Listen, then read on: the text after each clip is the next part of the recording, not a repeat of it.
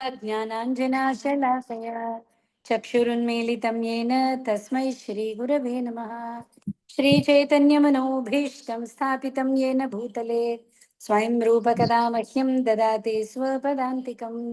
वन्देऽहं श्रीगुरो श्रीयुतपदकमलं श्रीगुरून् वैष्णवांश्च श्रीरूपं साग्रजातं सहगणरघुनाथान्वितं तं सजीवं साद्वैतं सावधूतं परिजनसहितं कृष्णचैतन्यदेवम् श्रीराधा कृष्णपादान् सहगणललिता श्रीविशाखान्वितांश्च।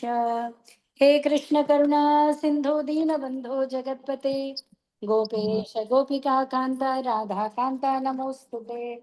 तप्तकाञ्चन गौराङ्गी राधे वृन्दावनेश्वरी वृषभानुसुते देवी प्रणमामि हरिप्रिये। वाञ्छाकल्पतरुभ्यश्च कृपा सिन्धुभ्यैव च पतितानां पावनेभ्यो वैष्णवेभ्यो नमो नमः। श्रीकृष्ण चैतन्य प्रभु नित्यानंद श्री अद्वैत गदाधर श्रीवासादि गौरभक्तवृंद। हरे कृष्ण कृष्ण कृष्ण हरे हरे हरे राम राम राम हरे हरे। नमो विष्णुपादाय कृष्णपृष्ठाय भूतले श्रीमते भक्तिवेदांत स्वामिन्यते नामिने। नमस्ते सारस्वते देवे गौरवाणी प्रचारिणे निर्विशेष शून्यवादी पाश्चात्य देशतारिणे। मूकं करोति वाचालं पङ्गुं लङ्घयते गिरिं यत्कृपातमहं वन्दे परमानन्दमाधवं। श्रीगुरुं दीनतारिणं कृष्णचैतन्यम् ईश्वरम्। हरे कृष्ण। ओम नमो भगवते वासुदेवाय। ओम नमो भगवते वासुदेवाय। ओम नमो भगवते वासुदेवाय। नारायणं नमस्कृत्य नरं चैव नरोत्तमं देवीं सरस्वतीं व्यासं ततो जयमुदीरयेत्। नष्टप्रायेष्व भद्रेषु नित्यं भागवत सेवया भगवद्युत्तमश्लोके भक्तिर्भवति नैष्टिकी। कृष्णाय वासुदेवाय देवकी नन्दनाय च नन्दगोपकुमाराय गोविन्दाय नमो नमः। हरे कृष्ण।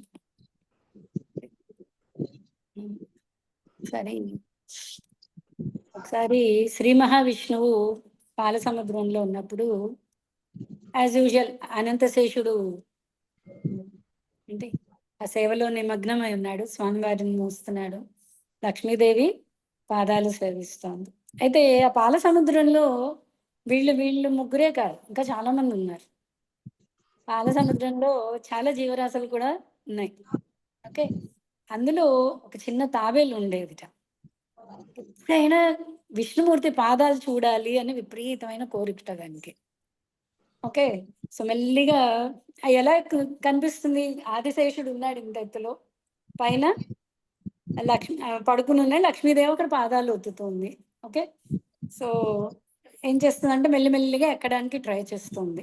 ఓకే, ఎక్కడానికి ట్రై చేస్తుంటే లక్ష్మీదేవి చూస్తుంది, మరి సేవ చేస్తుంది కదా, ఆవిడ చూస్తుంది, అనంతశేషుడు చూస్తున్నాడు. వాళ్ళిద్దరూ కూడా ఒప్పుకోవట్లేదు, హై దిగు అంటున్నారు అనమాట. ఓకే, సో ఇదేమో పాపం కింద పడిపోవడం, మళ్ళీ పైకి ఎక్కడం, కింద పడిపోవడం.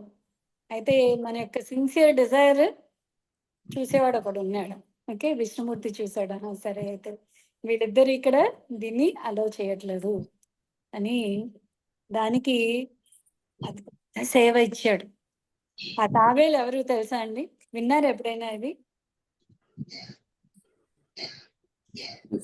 మనని రామాయణంలో సీతారాముల్ని దాటించిన కేవట్ నావికుడు. ఓకే, నా గుహుడు.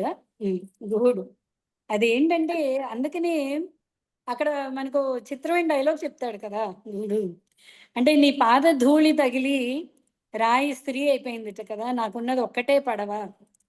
ఓకే, మరి నీ పాద ధూళి తగిలితే ఇదేమైపోతే నాకు ఆధారం లేదు, ఆల్రెడీ నాకు కూతురు ఉంది, ఇది ఇంకో కూతురు కింద పడితే ఇద్దరు కూతుర్లని నేను పెంచుకోవాలన్నట్ట అని నాకు నీ పాదధూళి కడిగే ఛాన్స్ ఇవ్వు అన్నాడు. సో పాదధూళి నేను కడిగాక నువ్వు ఎక్కుదువు కానీ అన్నట్ట రాముడు. సో అలా మురిసిపోతూ రాముల వారి పాదాలు కడిగట్ట గుహుడు. ఓకే, సో అతడే తాబేలని ఈ మధ్య ఒక ఆచార్యులు చెప్పంగా విన్నాను. సో అది మీతో షేర్ చేసుకుంటున్నాను రామనవమి కనెక్షన్లో. సో స్వామి యాక్చువల్లీ మన విలువ ఎంత అండి? ప్రతి ఒక్కరికి ఎవరి విలువ వాళ్ళు ఎలా తెలుస్తుంది మనకి? ఇప్పుడు మీ విలువ ఏంటి? మన విలువ మనకు కూడా తెలియాలి కదా కదా మనం అనుకుంటే అసలు నా విలువ ఏంటి, నీ విలువ ఏంటి అంటుంటే అసలు ఎవరి విలువ వాళ్ళకి విలువ ఏంటి? విలువ ఏంటి అంటే దానికి ఆన్సర్ ఏంటి అంటే మనం ఎంత సిన్సియర్గా భగవంతుడి ప్రీతి కోసం మన కార్యక్రమాన్ని చేస్తున్నాం, ఆ ఎఫర్ట్ అదే మన యొక్క విలువ. రిజల్ట్ వచ్చిందా లేదా అది మన మన పూచి కాదు. అంతేనా అండి? కర్మణ్యేవాధికారస్తే శ్లోకం అదే. ఏంటి కర్మణ్యేవాధికారస్తే? కర్మ చేయుట ఎందే నీకు అధికారం కలదు. అధికారం ఉంది, బాధ్యత ఉంది అక్కడ, కానీ ఫలితాల మీద లేదు. సో ఫలితాల్ని బట్టి మన విలువ చెప్పడం అవ్వదు. అంతేనా? నాకు ఇంత ఉంది అని చెప్పి దాని విలువ అది కాదు. అంటే మన విలువ అది కాదు. ఎందుకంటే అది ఇచ్చినవాడు మనం కాదు. అయితే మన వైపు నుంచి చేసేది ఒక్కటే మన విలువ. మనం ఏం చేస్తాం మన వైపు నుంచి? మన సాధన, మన యొక్క సిన్సియర్గా భగవంతుడి సేవ చేయాలన్న కోరిక, ఎఫర్ట్, అంటే మనం చేస్తున్న దానికోసం మనం చేస్తున్న తపస్సు, ఇవి యాక్చువల్లీ మన అకౌంట్. మన విలువ ఏంటి అంటే అందుకని రాముల వారి సేవలో ఉడత హనుమంతుడు భక్తికి అతడికి రాముడు రెండిటిని సమానంగా చూశాడు. యాక్చువల్గా చూస్తే హనుమంతుడు చేసింది చాలా ఉంది. ఉడత చేసింది మనం అక్కడ ఈ కథ చాలాసార్లు విన్నాం. ఉడత చేసింది ఎంతో లేదు, అది వెళ్ళింది, మునిగింది, వచ్చింది, దులుపుతూ ఉంది. హనుమంతుడు ఏకంగా కొండలు తెచ్చి వేస్తున్నాడు, నవ్వుతున్నాడు. సో రాముల వారు ప్రేమగా ఉడతని తీసుకున్నాడు. ఎందుకు అంటే దాని విలువ ఏంటి, ఉడత విలువ ఏంటి? అది చేస్తున్న ప్రయత్నం, భగవత్ సేవకి అది చేస్తున్న ప్రయత్నమే. రిజల్ట్ ఇసక పడిందా ఏది పడిందా అది అసలు దానికి అసలు సంబంధం లేదు. దాని విలువ దాంతో పోల్చలేదు భగవంతుడు. అర్థమైందండి? సో ఎవరి విలువ వాళ్ళకి అలా అంచనా వేసుకోవచ్చు. ఓకేనా? సో రిజల్ట్తో పని లేదు. మనం గురువు దృష్టిలో అంటే గురువు దగ్గర ఫేమస్ అయిపోయామా, లేదా ప్రపంచం అంతా ఫేమస్ అయిపోయామా, ఇంత అద్భుతంగా మాట్లాడుతున్నామా, ఏవి కూడా విలువ కాదు. మనం ఎంత ప్రయత్నం చేస్తున్నాం, ఎంత తీక్షణంగా భగవంతుడికి చేయాలి అన్న కోరిక ఉండి, తపన ఉండి మన సాధన చేస్తున్నామో అది ప్రతి ఒక్కళ్ళకి వాళ్ళకున్న. ఓకే, సో మన ఇక్కడ మొదటి స్కందంలో అందరూ ఒక్కసారి మ్యూట్ చేసుకోవాలి. ఓకే, 18వ అధ్యాయంలో ఉన్నాం కదండి. 18వ అధ్యాయంలో సౌనకాది ఋషులు సూత గోస్వామిని పొగుడుతున్నారు. ఈ వాళ్ళు చేసే కర్మకాండ యజ్ఞం కంటే కూడా సూత గోస్వామి చెప్తున్న భాగవత కథామృతం అనేది ఎంతో అమృత తుల్యంగా ఉంది. మాకెక్కడ ఆకలి దప్పులు అనేవి లేవు. మేము అంటే ఇంకా చాలు అని మాకు అనిపించట్లేదు. ఎందుకు అలా అంటున్నారు? సూత గోస్వామి చెప్పాడు ఏమని? మీరు అడిగిన ప్రశ్నలకి నేను సమాధానం ఇంచుమించు పూర్తి చేశాను అని. సో వెంటనే వాళ్ళు అలా ఎలా తృప్తి చెందుతాం మేము? మాకు ఇంకా డీటెయిల్డ్గా భగవత్ కథ చెప్పండి. ఏ భక్తుడు కృష్ణ కథ ఇంకా చాలు అనుకుంటాడు? ఓకే, మేము చేసే యజ్ఞం యొక్క ఫలితం వస్తుందో లేదో మాకు తెలియదు, సరిగ్గా చేస్తున్నామో లేదో తెలియదు. ఓకే, అయితే ఆ యజ్ఞ ఫలితం కింద శరీరం అంతా మసిబారిపోతుంది.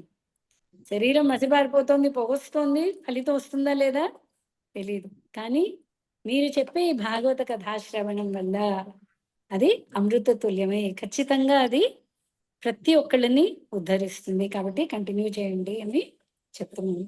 అలాగే భగవంతుడి యొక్క నామ మహిమలు చెప్పాడు సూత గోస్వామి అప్పుడు చెప్తున్నాడు. ఏమని చెప్పాడు? భగవత్ కథ అర్హత కూడా ఇక్కడ అదే మీకు ఇందాక అందుకని ఈ కాంటాక్ట్స్ తీసుకొచ్చి. సో ఏది అర్హత, ఏది విలువ? సూత గోస్వామి యొక్క విలువ ఏంటి అంటే భాగవత్ కథ చెప్పే అర్హత ఉంది, అది చాలు. సూత గోస్వామి అంటే పుట్టడం బ్రాహ్మడి కింద పుట్టాడా లేదా ఉత్తమ జాత? సూత గోస్వామి చెప్తున్నాడు ఎప్పుడైతే గురుదేవుడి అనుగ్రహం కలిగిందో అప్పుడు భక్తుల యొక్క అనుగ్రహం, గురుదేవుడి యొక్క అనుగ్రహం కలిగినప్పుడు ఈ ఒక నిమిషం కలిగినప్పుడు మన జన్మరీత్యా వచ్చింది నన్న ఒక్క నిమిషం.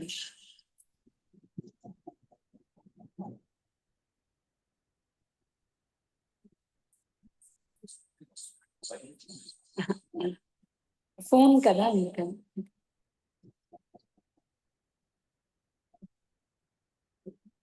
సారీ అండి. సో అది అప్పుడు అంటే జన్మతః వచ్చిన అర్హతకి అసలు విలువ లేదు. ఓకే. సో గురుదేవుడు అనుగ్రహం వల్ల, సుఖదేవ గోస్వామి అనుగ్రహం వల్ల నేను ఈరోజు భాగవతాన్ని చెప్తున్నాను అని గురువుకి నమస్కరిస్తున్నాడు. ఇంకొకటి, భగవంతుడి నామం యొక్క మహిమ చెప్తూ, భగవంతుడి నామం భక్తుల సాన్నిధ్యంలో చేస్తే అది ఇంకా ఇంకా ఇంకా ఇంకా ఉన్నతమైనది అని చెప్తున్నాడు. ఓకే. సో 24 వరకు చూసాం కదండి నిన్న, 18వ అధ్యాయం.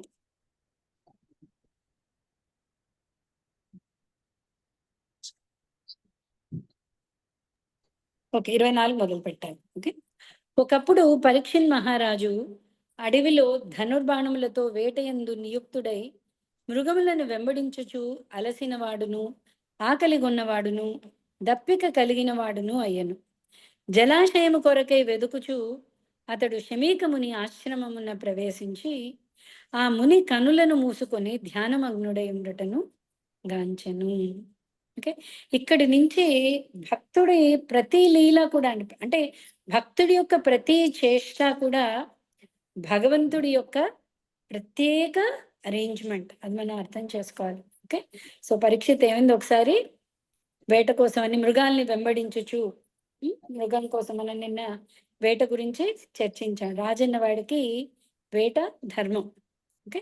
సో ఆ ధర్మాచరణలోనే అతడు వెళ్ళినప్పుడు అలసిపోయాడు, దప్పిక కలిగిన వాడు అయ్యను.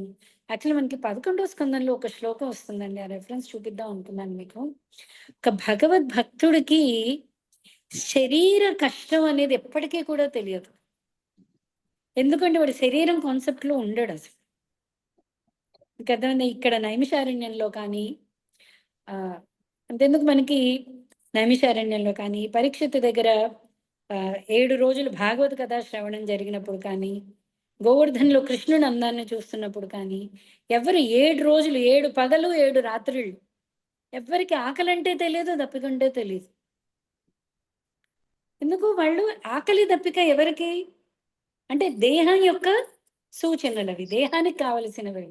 సో భక్తుడు ఎప్పుడు దేహ భావంలో ఉంటాడు కాబట్టి, యాక్చువల్లీ పరీక్షిత్తుకి అసలు దాహం వేసింది, అలసిపోయాడు, నీళ్ళ కోసం వచ్చాడు అనేది కూడా ఒక ప్రత్యేక అరేంజ్మెంట్. ఎలా అయితే మనం భగవద్గీత అప్పుడు ఎలా అర్థం చేసుకున్నాం, అర్జునుడు కూడా మోహంలో పడిపోవడం, దుఃఖంలో పడడం, అర్జునుడే మోహంలో పడిపోతే ఇంకా మనం ఎంత అండి కదా. అర్జునుడు నిత్యసకుడు అయితే ప్రత్యేకించి భగవద్గీత బయటకి రావడం కోసం అర్జునుడు ఒక ప్రత్యేక మోహంలో ఉంచబడ్డాడు. ఓకే. అలాగే భక్తులందరూ కూడా ఎప్పుడూ యోగమాయ ఆధ్వర్యంలో వాళ్ళు కృష్ణ లీలలో ఒక అతిపెద్ద భాగం కింద వాళ్ళు కృష్ణుడి తరఫున వాళ్ళు చేస్తూ ఉంటారు. సో వీడియో రావట్లేదా? హరే కృష్ణ. మిగతా వాళ్ళకి చెక్ చేయండి, ఒకసారి మీరు చెక్ చేయండి. మిగతా వాళ్ళకి వస్తుంది అంటున్నారు మేడం. మాతాజీ మామూలు కన్నా క్లియర్ గా ఉంది మాతాజీ, మామూలు కన్నా క్లియర్ గా ఉంది. ఓకే. ఓకే, ఫోన్ ఇంకా బెటర్ అనమాట అయితే. ఓకే. సో ఎక్కడ ఉన్నాం మనం?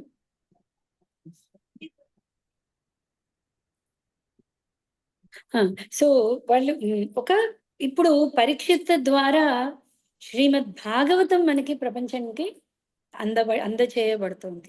ఓకే. సో కాబట్టి పరీక్షిత్తుకి దాహం వేయడం, అలసిపోవడం, కోపం రావడం, ఇవన్నీ కూడా మనం భగవంతుడి యొక్క స్పెషల్ అరేంజ్మెంట్ కింద మనం అర్థం చేసుకోవాలి. ఓకే. సో ఇలాగా అలసిపోయిన వాడు ఏం చేశాడు, శమీకముని ఆశ్రమమున ప్రవేశించాడు. సో నార్మల్ గా రాజు ఎక్కడ వచ్చినా సరే, ఓకే, అందరూ లేచి నిలబడి దానికి తగ్గ గౌరవం ఇస్తూ ఉంటారు. మనకి గోస్వాములు ఉన్నారు, సనాతన గోస్వామి ఒకసారి ఇలాగే కూర్చుని తను భాష్యాలు రాస్తున్నప్పుడు అక్కడ నవాబు వచ్చాడు. నవాబు రాగానే టక్కన లేచి నించున్నారు. సనాతన గోస్వామి లేచి నించున్నాడు కదా అని అందరు నించున్నారు. వాడికి ఆశ్చర్యం వేసింది. సనాతన గోస్వామి ఒక సద్బ్రాహ్మణుడు, ఆ వచ్చిన నవాబు ఒక మ్లేచ్చుడు, అంటే మాంసం తినే వాడు. ఓకే. అంటే అసలు వర్ణాశ్రమంలో లేనివాడు. ఇతడు మర్యాద ఇవ్వాలి అంటే ఇవ్వాలి. ఎందుకంటే రాజు ఎప్పుడు కూడా భగవంతుడి యొక్క ప్రతినిధి, ఆ మర్యాద అక్కడ ఇవ్వాలి. రాజుకి బ్రాహ్మణుడు మర్యాద ఇవ్వాలి, బ్రాహ్మణుడికి రాజు అంటే బ్రాహ్మణుడు రాజుకి పూజనీయుడు.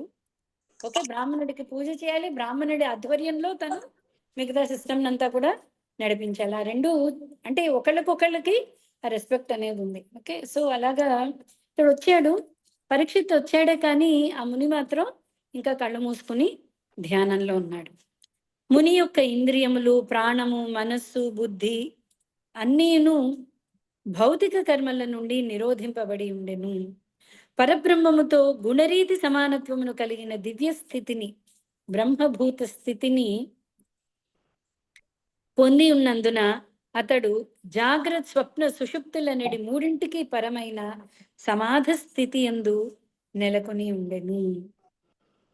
ఓకే, సో ఈ ముని ఎక్కడున్నాడు? ఇంద్రియాలు, ప్రాణము, మనస్సు, బుద్ధి అన్నీ కూడా భౌతిక కర్మ అంటే పూర్తి ధ్యానంలో ఉన్నాడు. ధ్యానంలో వివిధ స్టేజెస్ ఉన్నాయండి. జాగ్రత్త, స్వప్న, సుషుప్తి. ఈ మూడు కాకుండా నాలుగోది తురీయ అని ఒకటి ఉంది. తురీయ అంటే నాలుగోది, అది ఆధ్యాత్మిక స్థితి.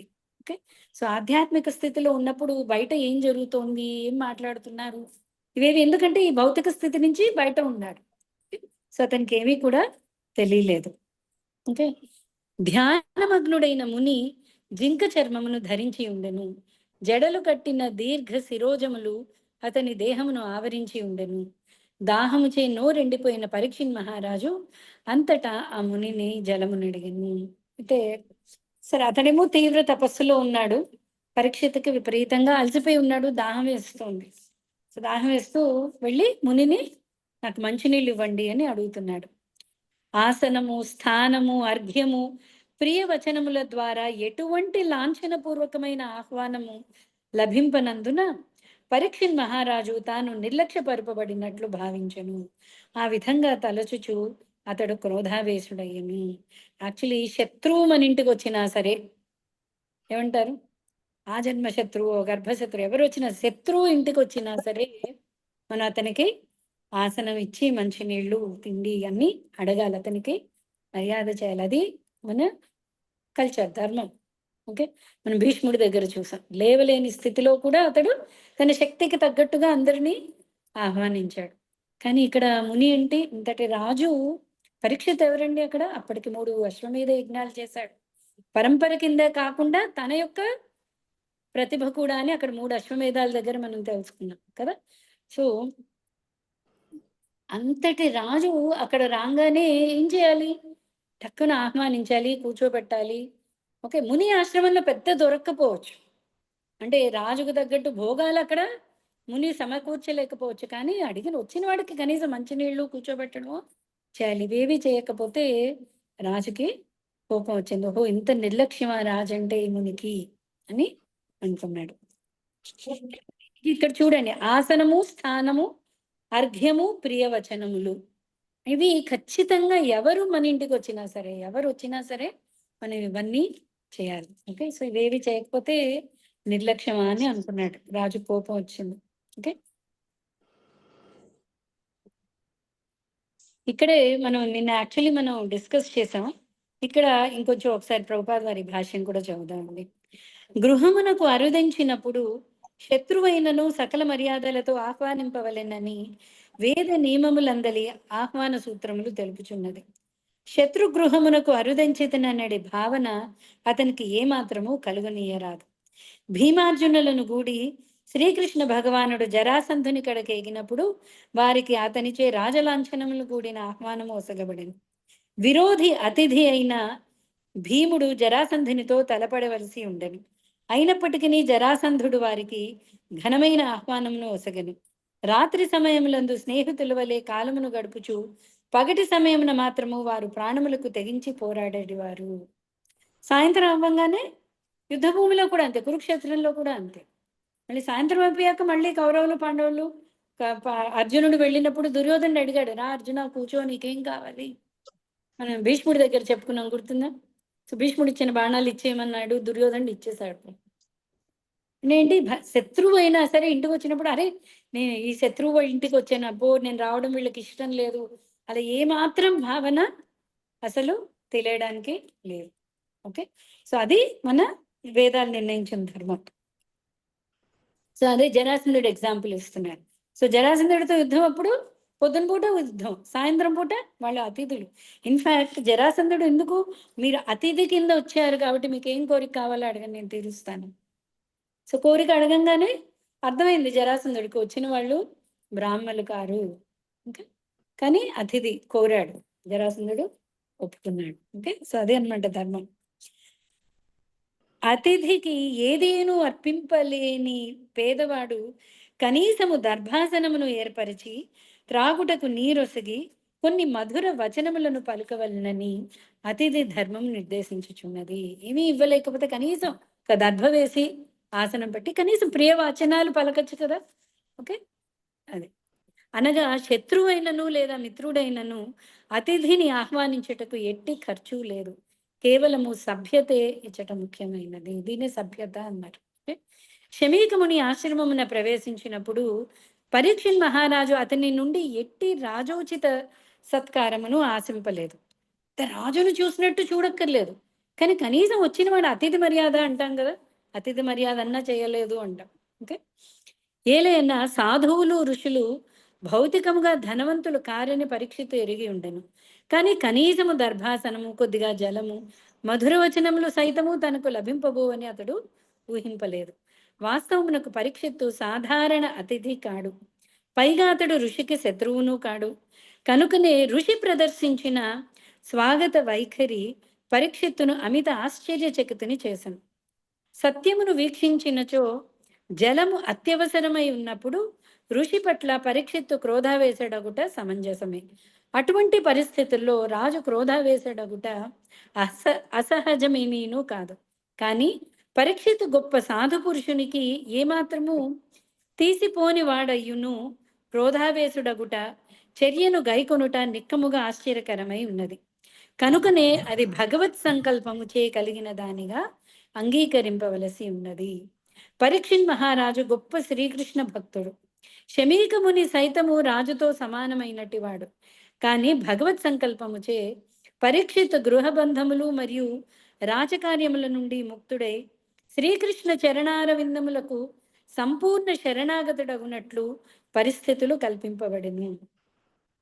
భౌతికత్వం అనేది పంకము నుండి తన వైపునకు లాగుకొనడి ఉద్దేశముతో దయాపూర్ణుడకు శ్రీకృష్ణ భగవానుడు కొన్ని మార్లు తన విశుద్ధ భక్తునికి అటువంటి విపరీత పరిస్థితులను కల్పించుచుండును.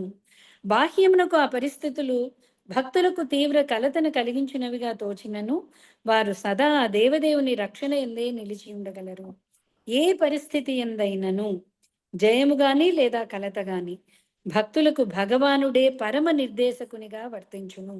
కనుకనే శుద్ధ భక్తులైన వారు సమస్త కష్ట పరిస్థితులను భగవద్ ఆశీస్సులుగా అంగీకరింతురు. ఈ కాంటెక్స్ట్ లోనే మనం విదురుడి గురించి అనుకున్నాం.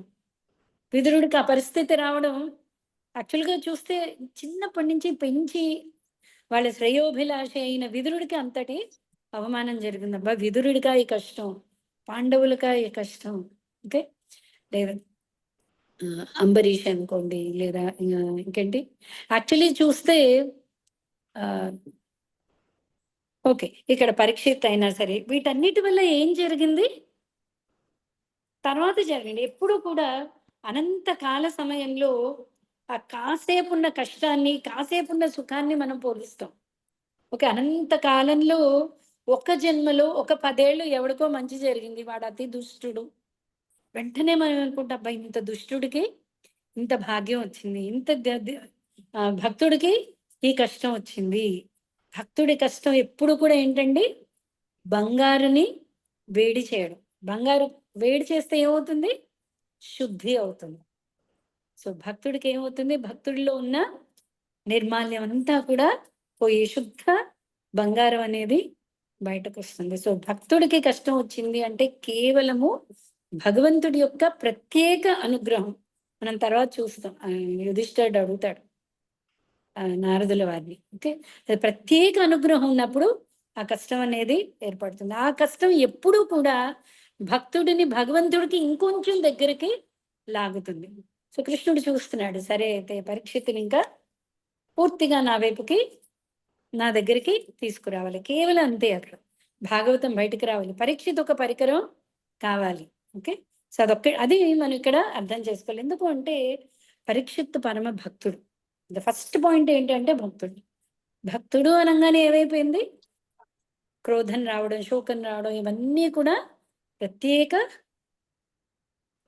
యోగమాయ ప్రభావం వల్ల వాళ్ళు అలా ఉంచబడతారు. ఇప్పుడు చూడండి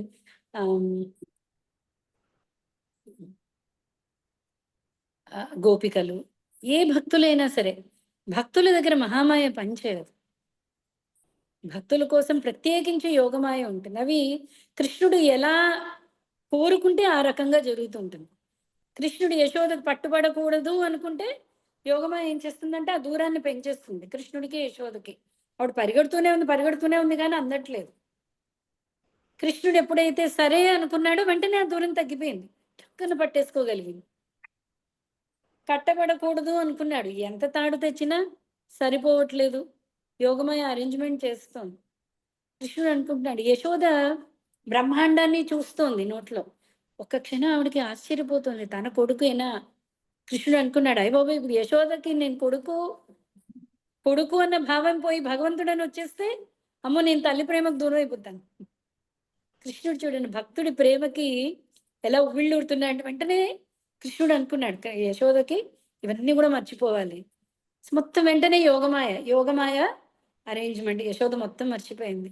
మళ్ళీ అమ్మో ఏదో అనుకుంది, అమ్మో నాకు ఏంటి వెంటనే భగవంతుడికి ప్రార్థించింది, భగవంతుడా నా పిల్లాడిని రక్షించు, నేనేం చూసానో నాకే అర్థం కావట్లేదు, నా పిల్లాడిని రక్షించు, నా పిల్లాడికి ఏమైపోయిందో అనుకుంటుంది. అంతేగాని బ్రహ్మాండం విశ్వం అన్ని తన కుమారుల్లో ఉన్నాయని ఆవిడ మర్చిపోయింది. ఓకే. సో అలాగా యోగమాయ ప్రత్యేక ఏర్పాటు చేస్తుంది భక్తుల కోసం. ఓకే. సో భక్తులకి ఎప్పుడూ కూడా కష్టం కూడా భగవంతుడి యొక్క భగవత్ ఆశీస్సులుగా వాళ్ళు భావిస్తూ ఉంటారు. ఓ బ్రాహ్మణులారా, పరిస్థితుల కారణమున ఆకలి దప్పులకు గురి అయిన పరీక్షణ్ మహారాజు ఆ విధంగా బ్రాహ్మణుని ఎడ ఆగ్రహమును మాత్సర్యమును వ్యక్తము చేయుట నిక్కముగా ఊహింపరానిది. సో మనకే అర్థమైపోతుంది పరీక్షిత్ అంటే, మనకే ఏమర్థం అవుతుంది, పరీక్షిత్తుకి ఇలా రావడం ఏంటి అంటే ఏంటి? యాక్చువల్లీ అది వేరే ప్లాన్. ఓకే. క్రోధావేశడగుట, మాత్సర్యమును బూనుట, ముఖ్యముగా సాధువు మరియు బ్రాహ్మణుని ఎడ. అది కూడా చూడండి, బ్రాహ్మణ ఎడ భక్తులు ఎప్పుడూ కూడా బ్రాహ్మణులన్నా గోవులన్నా అంతన్నా వాళ్ళకి గౌరవించేవాళ్ళు వాళ్ళు. అలాంటిది ఒక బ్రాహ్మణుడి మీద కోపం రావడం ఏంటి? ఓకే. పరీక్షణ్ మహారాజు వంటి రాజు విషయమున నిస్సందేహముగా ఊహాతీతమైనది. బ్రాహ్మణులు, సాధువులు, స్త్రీలు, వృద్ధులు శిక్షార్హులు కారని రాజైన వాడు ఎరిగి ఉండును. అదే విధంగా గొప్ప తప్పిదమును నర్చినను రాజైన వాణిని దోషిగా భావించరాదు. కానీ ఇచ్చట భగవత్ సంకల్పమున పరీక్షణ్ మహారాజు క్షుత్పిపాసలకు లోనయ్యి ముని పట్ల క్రోధావేశుడును మాత్సర్యము బూనిన వాడును అయ్యను.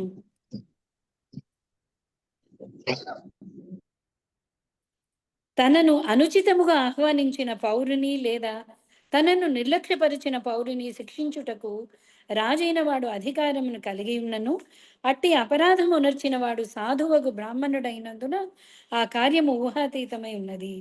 భగవానుడు ఎవరి ఎడను అసూయను కలిగి ఉండనట్లు భగవద్భక్తుడును ఎవరి ఎడ అసూయను కలిగి ఉండడు. కనుక పరీక్షణ్ మహారాజు యొక్క ఆ విధమైన ప్రవర్తనకు కేవలము భగవన్ నిర్ణయమే కారణమని చెప్పవలసి వచ్చును. ఓకే. సో వీటన్నిటి పట్ల మనం ఆల్రెడీ డిస్కస్ చేసాం. ఇదంతా కూడా భగవంతుడి యొక్క నిర్ణయం వల్లే ఇలా జరుగుతుంది అని. ఆ విధంగా అవమానితుడైన రాజు అచటి నుండి వెడలుచు మృత సర్పమును ఒక దానిని విల్లు కొనతో తీసి క్రోధముతో ముని మెడలో వేసి పిదప తన పురమునకు మరలిపోయాను. సో కోపం వచ్చింది, ఏం చేయాలో తెలియలేదు. అంటే ఇతను నిజంగా తపస్సు చేస్తున్నాడా, యాక్షన్ చేస్తున్నాడా, నన్ను నిర్లక్ష్యం చేస్తున్నాడా? సో మొత్తానికి కోపం వచ్చింది. కొన్నిసార్లు అంటే స్పెషల్లీ ఆకలి దాహం ఉన్నప్పుడు కోపం వస్తూ ఉంటుంది. ఓకే. అందరికీ కూడా అనుభవం ఉంటుంది. ఇంకా కోపం వచ్చేస్తుంటుంది, ఏం చేయాలో తెలియదు. సో పరీక్షిత్ ఏం చేశాడు, అక్కడ ఒక మృత సర్పం ఉంటే దాన్ని తీసి ఆ ముని మెడలో వేసేసి వెళ్ళాడు. అటువంటి అవివేక కార్యములు తనకు అలవాటు లేకున్నను పరీక్షిత్ ఆ విధంగా కుక్క కాటుకు చెప్పు దెబ్బ అనడి చందమున ముని ఎడ ప్రవర్తించెను. మరలిపోవుచున్న రాజుకు భగవత్ సంకల్పమున ఒక మృత సర్పము ఎదుట కనబడెను. తనకు నిరాదరణ చూపిన మునిని మృత సర్ప హారమును ఒసగుట ద్వారా సత్కరించవలనని అతడు భావించెను. సాధారణ వ్యవహారములలో ఇది అసహజము కాకపోయినను సాధువైన బ్రాహ్మణుని విషయమున పరీక్షిన్ మహారాజు వ్యవహరించిన తీరు మాత్రము నిక్కముగా ఊహాతీతమైనది. భగవత్ సంకల్పము చే అది ఆ విధంగా జరిగి ఉండెను. ఇంద్రియములను నిగ్రహించి కనులను మూసుకుని నిజముగానే ముని ధ్యానమగ్నుడై ఉండెనా, లేక శత్రుబంధువును ఆహ్వానింపవలసి వచ్చుటను తప్పించుకొనుటకు అసత్య సమాధిలో నిలిచెనా అని పురమునకు మరలి వచ్చిన పిమ్మట రాజు తనలో తాను తలపోయిచు చర్చించుకొనసాగెను. అంటే ఎప్పుడు భక్తులకి మిగతా వాళ్ళకి తేడా ఇదండి. కోపంలో చేశాడు, చేశాక ఆలోచిస్తున్నాడు. అంటే నిజంగా అతడు నన్ను నిర్లక్ష్యం చేయలేదా? బహుశా నిజంగా ధ్యానంలో ఉన్నాడా?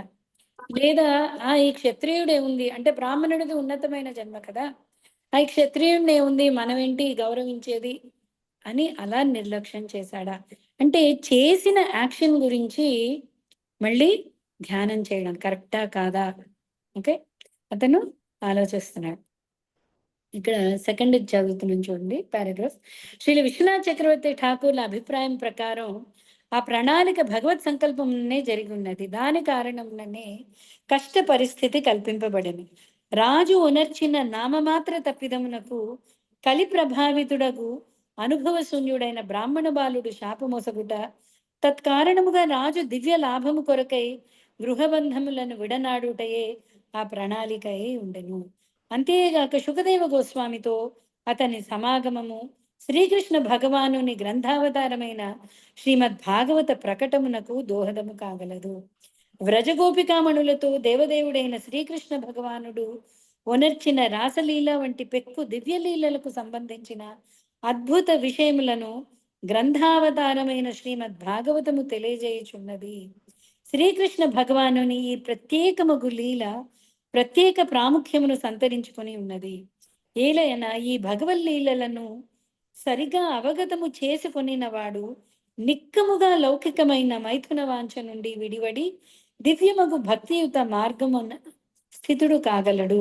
శుద్ధ భక్తునికి ప్రాప్తించడి లౌకిక దుఃఖము అతనిని ఉన్నత ఆధ్యాత్మిక స్థితికి చేర్చుటకే నిర్దేశితమై ఉండును. జ్ఞాతుల కుట్ర కారణముగా అర్జునుడు పాండవులు కష్టముల పాలు చేయబడగా కురుక్షేత్రమునకు శ్రీకృష్ణునిచే భూమిక ఏర్పాటు చేయబడినది. శ్రీకృష్ణుని శబ్ద ప్రాతినిధ్యమైన భగవద్గీత అవతరించుటకే ఆ విధమైన ఏర్పాటు చేయబడెను. అదేవిధంగా పరీక్షిత్తును కష్ట పరిస్థితిలో నిలుపుట ద్వారా భగవత్ సంకల్పమున శ్రీమద్ భాగవతము అవతరించినది. పరీక్షిన్ మహారాజు ఆకలి దప్పులచే పీడితుడగుట కేవలము ఒక లీల మాత్రమే. ఏలేన తల్లి గర్భమునందే అతడు పెక్కు కష్టములను ఓర్చి ఉండెను. అశ్వత్థామ ప్రయోగించిన బ్రహ్మాస్త్ర తాపము చేత అతడు ఏమాత్రము పీడితుడు కాలేదు. కనుకనే రాజు యొక్క కష్ట పరిస్థితి నిక్కముగా ఊహాతీతమైనది. భగవత్ సంకల్పముచే పరీక్షిన్ మహారాజు వంటి భక్తులు అట్టి కష్టములను సహింప సామర్థ్యమును కలిగి ఉందురు. వారెన్నడను కలతకు లోనుగారు. కనుకనే ఈ విషయమున పరిస్థితి అంతయు భగవానుని చేతనే యోచింపబడినది. అంతేందుకు పరీక్షిత్ తర్వాత పరిస్థితే చూడండి. 7 రోజులు మరి ఆకలి దప్పిక వేయలేదు.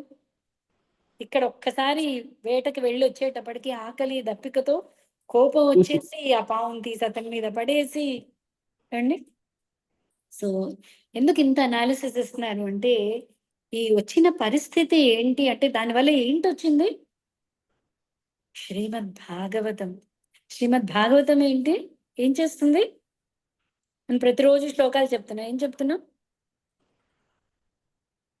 నిత్యం భాగవత సేవ. ఏం చెప్తున్నా శ్లోకం? నష్టప్రాయేష్వ భద్రేషు నిత్యం భద్రేషుని నష్టం చేసి నష్టప్రాయేష్వ భద్రేషు నిత్యం భాగవత సేవయ. ఎప్పుడైతే భాగవతాన్ని నిత్యం సేవిస్తుంది, ఎందుకంటే మొత్తం ప్రపంచం అంతా కూడా అవిద్య అభద్రంతో కూడి ఇంకా అవిద్య యొక్క సూచనలు ఏంటండి? శోకమోహ భయ. మనకు ఆ తర్వాత శ్లోకం శోకమోహ భయాపహ భగవతి ఉత్తమ శ్లోకే. ఆ భగవంతుడి యొక్క ఉత్తమ శ్లోకమైన భాగవతం. భాగవతం యొక్క ప్రాముఖ్యత మన వ్యాసదేవుడు నారదుడి డిస్కషన్ లో చూసాం. అంటే అన్ని పురాణాలు అన్ని శాస్త్రాలు అయిపోయిన తర్వాత వేద విభజన అయిపోయింది, ఉపనిషత్తులు రాసేశాడు. ఆ కొరత అనేది భాగవతం తీర్చింది వ్యాసదేవుడికి. ఓకే, సో అంత విశిష్టమైన భాగవతం బయటకు ఎలా వచ్చింది అంటే ఈ భగవంతుడి యొక్క ప్రత్యేక అరేంజ్మెంట్ వల్ల. సో మనం డిస్కస్ చేశాం కదా. అలాగే భగవద్గీత, అర్జునుడికి భగవద్గీత అక్కర్లేదు అంటే భగవద్గీత అందరికీ అవసరం. అంటే అర్జునుడిని దూడ కింద మనం చెప్పుకున్నాం కదా, శంకరాచార్యులు రాశారు సర్వోపనిషదో గావో దోగ్ధ గోపాలనందన పార్థో వత్స సుధీర్భోక్త దుగ్ధం గీతామృతం మహత్. సర్వ ఉపనిషదో గావో, ఉపనిషత్తులన్నీ గోవు రూపం తీసుకుంటే గోవుకి సారం ఏంటండి? పాలు. అయితే పాలు ఎలా ఇస్తుంది గోవు? మన వెళ్ళి గిన్నె పెట్టంగానే ఇస్తుందా? దాన్ని పితికేవాడు ఒకడు ఉండాలి. దోగ్ధ గోపాలనందన. పితికేవాడు ఎవరు? గోపాలనందనుడు, కృష్ణుడు. అయితే పితకడానికి ముందు దూడ కావాలి. పార్థో వత్సః, పార్థో అర్జునుణ్ణి దూడ కింద పెట్టి వేదాలు ఉపనిషత్తుల సారాన్నన్నీ పిండి పాలు పితికేవాడు కదా గోపాలనందనుడు. దూడ ద్వారా ఆ పాలు అందరికీ కూడా ఇచ్చాడు. దుగ్ధం గీతామృతం మహత్ సుధీర్ భోక్త. సుధీరులు, నిజమైన ధీరులు ఈ అమృతాన్ని తాగుతారు. ఓకే, అంత పెద్ద భగవద్గీత రావాలి అంటే అర్జునుడు మోహంలో ఉంచబడ్డాడు. ఇంత పెద్ద భాగవతం బయటికి రావడానికి. అయితే పరీక్షిత్ ఎందుకు? ఎందుకంటే పరీక్షిత్ భక్తుడు కాబట్టి. యశస్సు మొత్తం భక్తులకు ఇవ్వడానికే భగవంతుడి ప్రయత్నం. ఓకే, సో ప్రత్యేకించి అక్కడ భీష్ముని ఉపయోగించడం కానీ, ఇక్కడ పరీక్షితుని ఉపయోగించడం. పరీక్షిత్కి ఇంకొకటి నోటీస్ చేశారా మీరు? సుఖయోగేంద్రుడి యొక్క సాంగత్యం. ఇన్ని రోజులు పరీక్షిత్ ఏకఛత్రాధిపత్యం చేసినా కూడా సుఖమహర్షిని కలవలేదు. ఎప్పుడు సుఖమహర్షి సాంగత్యం లభించలేదు. మహాపురుషుల సాంగత్యం అతి దుర్లభం. కానీ ఇప్పుడు అతడికి సుఖమహర్షి సాంగత్యంతో స్వయంగా సుఖమహర్షి నోటి ద్వారా భాగవతాన్ని అతడి వినే భాగ్యం. ఓకే, సో ఇదంతా కూడా స్పెషల్ అరేంజ్మెంట్. ఓకే, మునికి ఒక బాలుడు కలడు. బ్రాహ్మణుని సంతానమైనందున అతడు తేజస్వి అయి ఉండెను. తోటి బాలురతో ఆటలాడుచు అతడు తన తండ్రికి రాజుచే సంప్రాప్తించిన కష్టమును విని వెంటనే ఇట్లు పలికెను. అతడి పేరు శృంగి. శమీకమునికి శృంగి అని ఒక కుమారుడు ఉన్నాడు. అతడు బ్రాహ్మడి సంతానం కాబట్టి అసలంటూ తేజంతో ఉన్నాడు, దివ్య తేజంతో ఉన్నాడు. ఆడుకుంటూ ఉన్నప్పుడు మిగతా వాళ్ళు వెళ్ళి చెప్పారు, ఇలా నీ తండ్రి మీద రాజు వచ్చాడు, ఒక చచ్చిన పావును వేసేసి వెళ్ళిపోయాడు. ఓకే, పరీక్షిత్ మహారాజు యొక్క చక్కని రాజ్యపాలన కారణముగా అర్భకులైన బాలులతో కూడి ఆటలాడు బాలుడును యోగ్యుడైన బ్రాహ్మణుని వలె శక్తిమంతుడు కాగలిగెను. ఆ బాలుడే శృంగి నామధేయుడు. అంతటి చిన్న వయసులోనే యోగ్యుడైన బ్రాహ్మణునితో సమాన శక్తి సంపన్నత కలుగునట్లుగా అతడు తండ్రిచే బ్రహ్మచర్యమున చక్కని శిక్షను పొందెను. కానీ చతుర్విధ ఆశ్రమ విధానమును నష్టపరిచెడి అవకాశమునకై కలియుగము వేచి ఉన్న కారణమున అనుభవశూన్యుడైన ఆ బాలుడు వైదిక సంస్కృతి యందు ప్రవేశించుటకు కలికి అవకాశమును కూర్చిన వాడయ్యను. కలియుగ ప్రభావమున తక్కువ వర్ణము వారిని ద్వేషించేడు వైఖరి ఈ బ్రాహ్మణ బాలుని నుండియే ఆరంభమైనది. ఆ విధంగా రోజు రోజుకు సంస్కృతి దిగజారన ఆరంభించినది. బ్రాహ్మణుల అన్యాయమునకు తొలిగా బలి అయినది పరీక్షిత్ మహారాజే. కనుక కలియుగపు తీవ్ర దాడికి విరుద్ధముగా అతడు ఒసగిన రక్షణము సడలిపోయెను. ఓకే, సో యాక్చువల్లీ పరీక్షిత్ మహారాజు వల్లే పర్ఫెక్ట్ గా ఉండేది సిస్టమ్. అందుకనే బ్రాహ్మణుడి కుమారుడు ఇంకా బ్రహ్మచర్యంలో ఉన్నా కూడా శపించగలిగేంత శక్తి ఉంది అతడికి. అయితే ఇప్పుడు ఇంకా కలి ప్రవేశ టైం వచ్చేసింది. సో కలి ప్రభావం చేత ఏమైంది, కలి ప్రభావంలో ఫస్ట్ మనం చెప్పుకున్నాం కదా, fish rods with the head అని. అంటే తల దగ్గర నుంచి కుళ్ళిపోవడం మొదలెడుతుందిట చేప.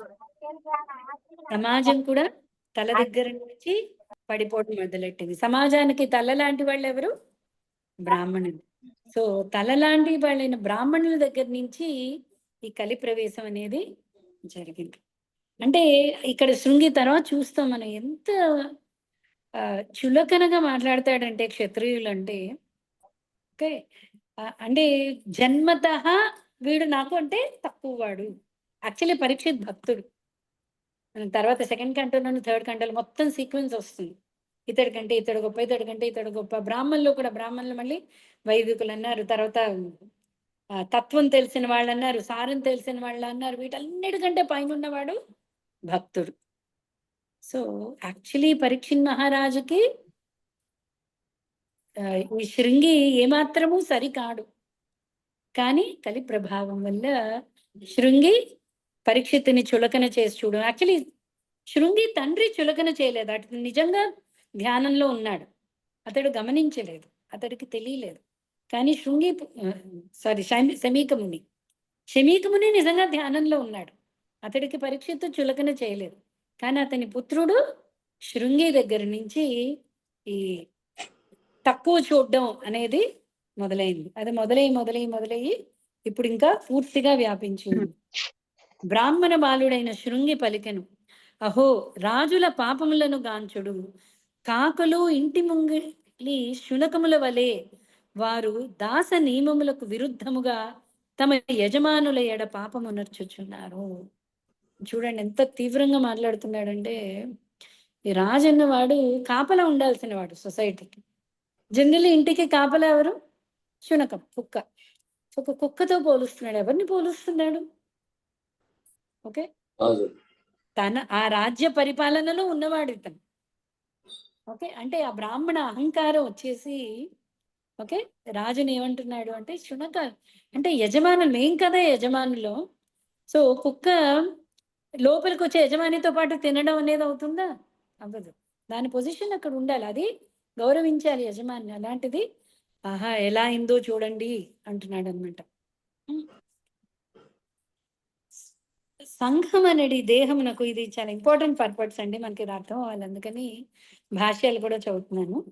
సంఘం అనేది దేహమునకు బ్రాహ్మణులు శిరము మరియు మేధస్సుగా భావింపబడగా క్షత్రియులు భుజములుగా భావింపబడుదురు.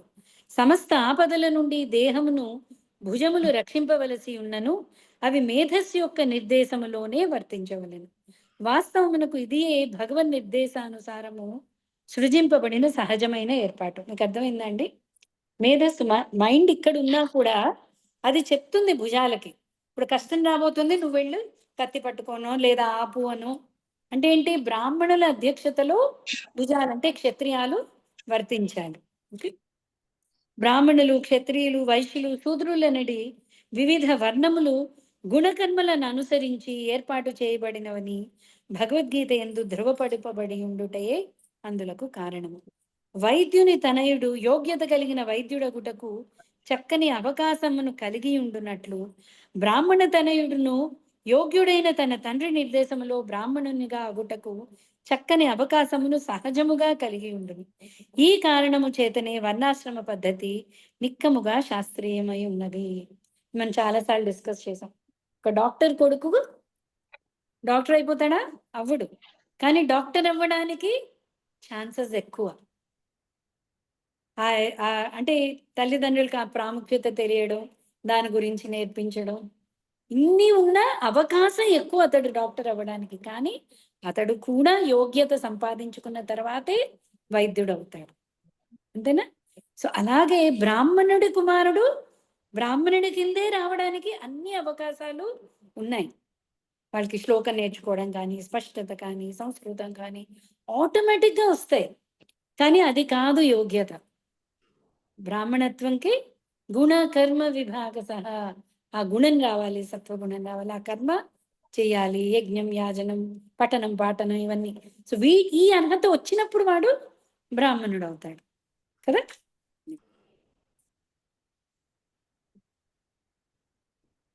అనగా తనయుడు తండ్రి యొక్క యోగ్యతల లాభమును కొని బ్రాహ్మణుడు లేదా వైద్యుడు కావాలననే గాని మరి ఒకటి కాదు. యోగ్యతను సాధింపనిదే ఎవ్వరునూ బ్రాహ్మణుడు గాని వైద్యుడు గాని కాజాలరు. సర్వశాస్త్రములు మరియు సాంఘిక నియమముల తీర్పు ఇది. ఇచ్చట గొప్ప బ్రాహ్మణుని తనయుడైన శృంగి జన్మము ద్వారా శిక్షణ ద్వారా తగినంత బ్రాహ్మణ శక్తిని సాధించినను అనుభవ శూన్యత కారణమున మర్యాద లోపించి ఉండెను. కలి ప్రభావమున అతడు తనకు కలిగిన బ్రాహ్మణ శక్తిచే గర్వించి పరీక్షిత్ మహారాజును కాకులతో శునకములతో అసంబద్ధముగా పోల్చినాడు. రక్షణార్థము దేశ సరిహద్దులను జాగరూకతతో వీక్షించుట అనడి భావములో రాజు నిక్కముగా దేశమునకు కాపలా కుక్క వంటి వాడే అయినను అతనిని కాపలా కుక్కగా సంబోధించుట శృంగి మర్యాద లేమికి చిహ్నమై ఉన్నది.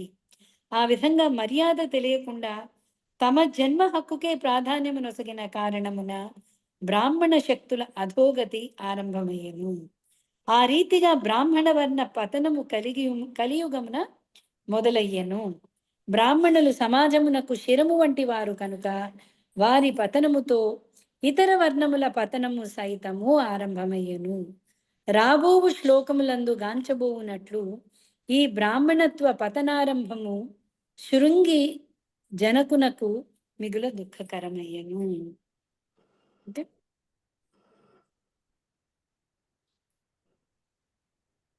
సో అర్థమైంది కదండి. కలి ప్రభావం వల్ల శృంగి ఆ చులకన భావన అవన్నీ కూడా వచ్చాయి.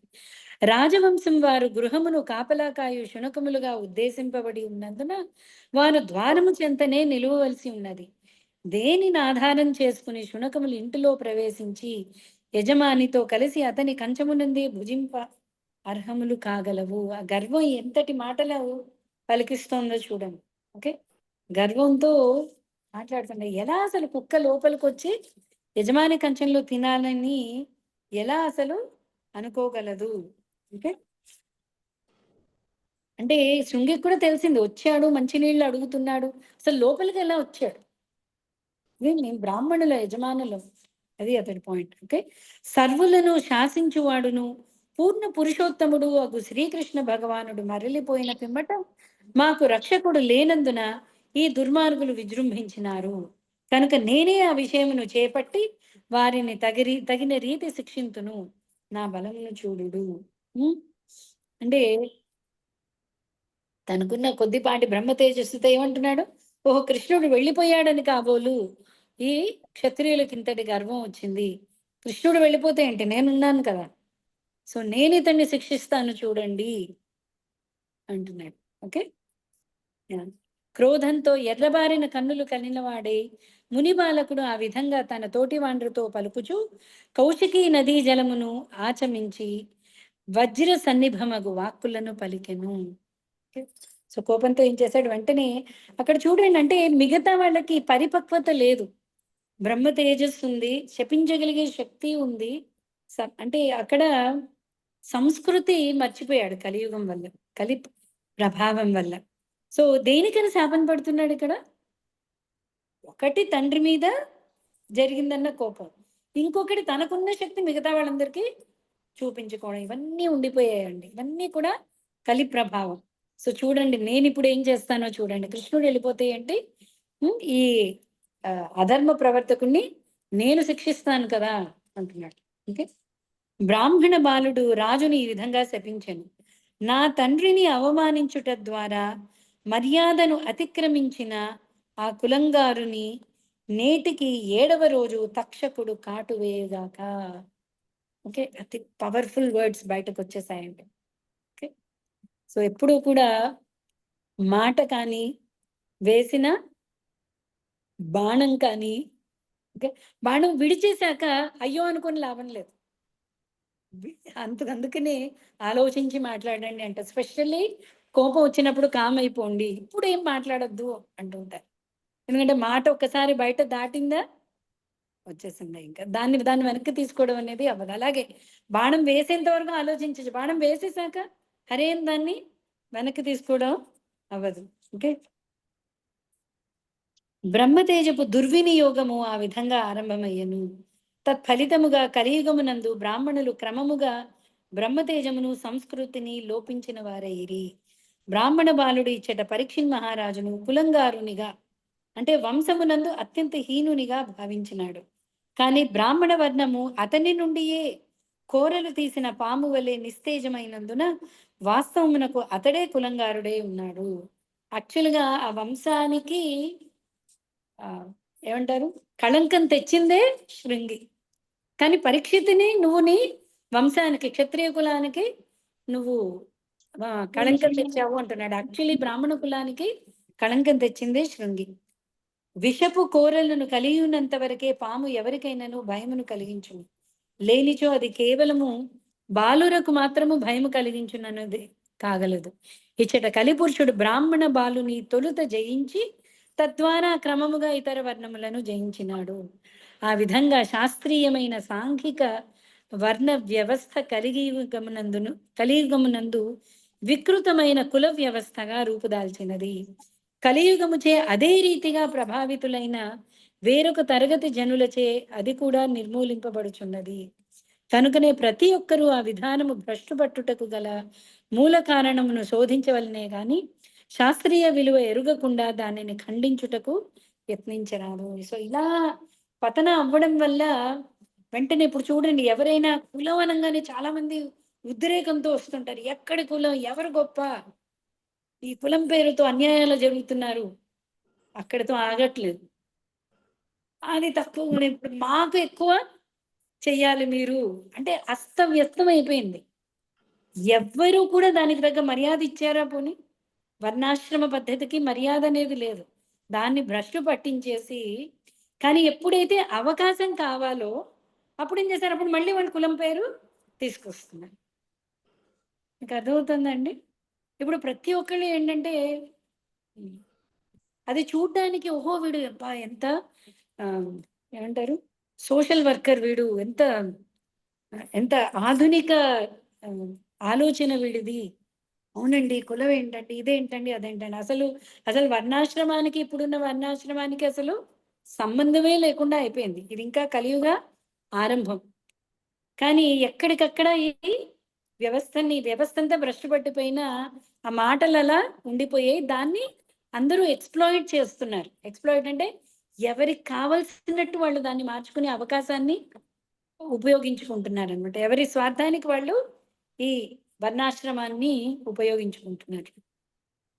తదనంతరము ఆ బాలుడు ఆశ్రమమునకేగి తన తండ్రి మెడలో గల సర్పమును గాంచి దుఃఖార్తుడై పెద్ద పెట్టున ఏడవసాగాను. సో వెళ్ళాడు, కోపంతో వెళ్ళాడు. తండ్రిని చూడంగానే ఇంకా దుఃఖం వచ్చేసింది. ఓకే, ఏడవడం మొదలు పెట్టాడు. ఎందుకు అంటే యాక్చువల్లీ తను చేసింది కూడా తప్పు.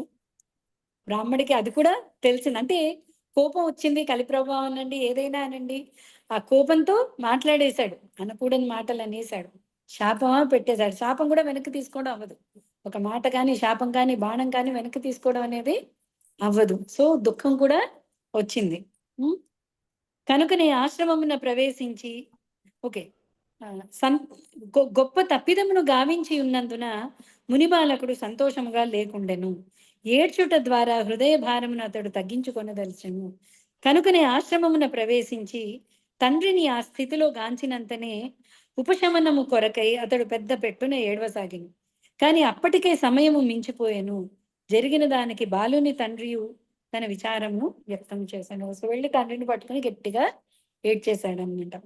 ఓ బ్రాహ్మణులారా, అంగీర వంశమునందు జన్మించిన ఆ ఋషి తన పుత్రుని రోదనమును విని నెమ్మదిగా కన్నులు తెరిచిన వాడై తన గళమునందు వేయబడిన మృత సర్పమును గాంచెను.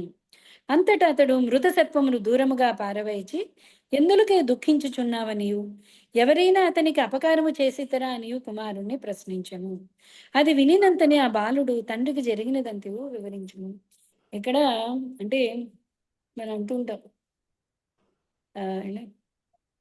కందక లేని దూడద కత్తిపీటకి అంటుంటాను. అలాగా యాక్చువల్లీ ముని పట్టించుకోనే లేదు. లేచాడు, అయ్యో ఏడుస్తున్నాడని లేచాడు, మెళ్ళో చూశాడు, ఓ ఏదో చచ్చిన పావుందని తీసి అక్కడ పడేశాడు, పిల్లాడి దగ్గరికి వెళ్ళాడు. అతను అసలు అంటే దాన్ని ఒక అవమానం కింద అలా అతను అసలు భావించే లేదు. సో ఈ శృంగికి కానీ ఏమైపోయింది, ఆ తండ్రిని అవమానించాడు, ఇది నేను చూపించుకుంటాను నా గొప్పతనం అని అది అతను చేస్తాడు. ఇతడు ఆలోచిస్తున్నాడు ఏం జరిగింది, ఎందుకంటే పిల్లవాడు దుఃఖించడం ఇంకా పెద్ద విషయం, ఇది అసలు విషయమే కాదు. అర్థమైందా? ఓకే. సో మెడలో గల మృత సర్పమును ఆ తండ్రి అంతగా పట్టించుకునే లేదు, దానిని అతడు తీసి అవతల పారేశాను. అనగా పరీక్షిత్ మహారాజు వనరించిన చర్యలో మహాఘోర తప్పిదం ఏదీనూ లేదు, కేవలము మూర్ఖ బ్రాహ్మణ బాలుడే దానిని ఉపేక్షింపరానిదిగా భావించను. ఆ విధంగా కలిపురుషునిచే ప్రభావితుడై అతడు రాజును శపించగా ఆనందమయమైన చరిత్ర అంతమయ్యను. నరులలో ఉత్తముడైనందున శాపార్హుడు కాకుండాను పరీక్షిత్ మహారాజు శపింపబడుటను పుత్రుని ద్వారా ముని ఆకర్ణించెను. పుత్రుని అతడు ఏమాత్రము అభినందింపలేదు, పైగా జరిగిన దానికి మిగిలిన పశ్చాత్తాపుడై అహో నా పుత్రునిచే ఎంతటి పాపకార్యము అనరింపబడినది, అల్ప తప్పిదమునకే ఇతడు గొప్ప దండనను విధించినాడు అని వాపోయాను. సో వెంటనే ముని శభాషను మెచ్చుకోలేదు, వాపోయాడు. అయ్యయ్యో ఇంత చిన్న దానికి పిచుక మీద బ్రహ్మాస్త్రం అంటాం మనం, ఇంత చిన్న పిచుక కోసం బ్రహ్మాస్త్రం అక్కర్లేదు.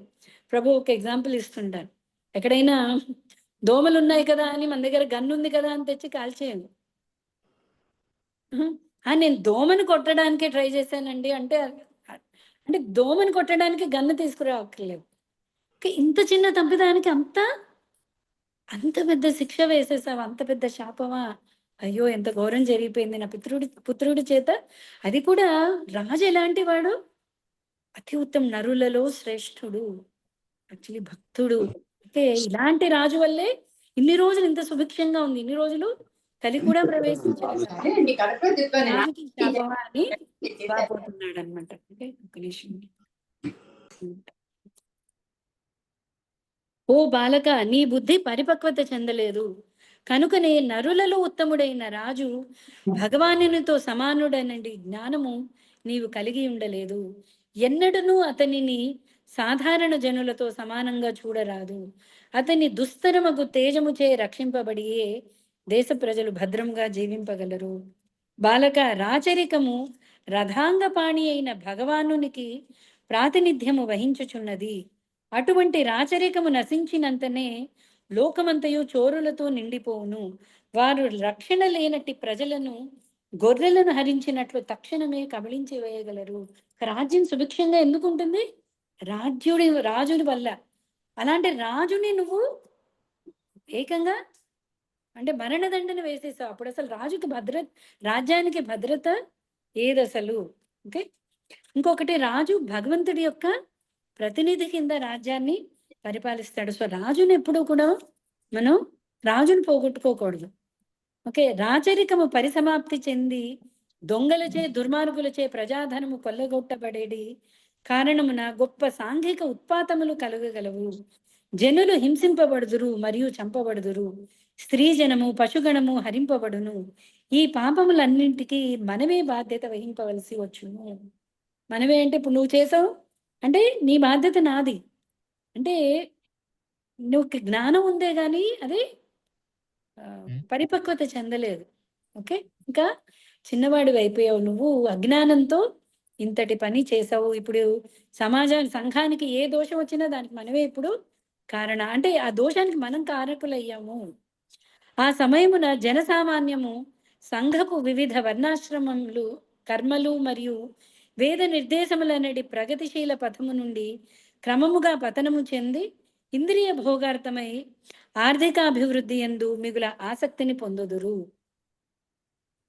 తత్ఫలితముగా శునకములు మర్కటములతో సమానమైన అవాంఛిత జన బాహుళ్యము నెలకొనగలదు. ఓకే.